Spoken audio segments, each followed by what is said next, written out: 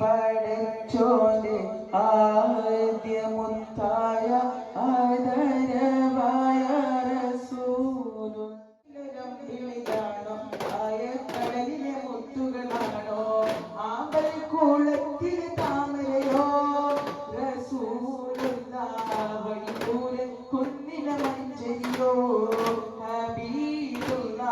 വർണ്ണിക്കാനാകയില്ലല്ലോ അഹദിന്റെ നൂറായി പതിമക്ക തുടിക്കുന്നു നബി തുറക്കുന്നു അയ്യവിന്റെ ഓളിവായി പതിവായി ചോദിക്കുന്നു പരിഹാരമാരോടും ആമിന ബീവി ചിരിച്ചു മരിച്ചു രസിച്ചു കൊതിച്ചിറയോടി സുരിച്ച് മനമൊളി സുറുറവുന്നേ മുത്തിൻ വചനമതളതിരുന്നേ കൽവിൽ പെരുന്ന മുഖപ്പത്തലയൊരു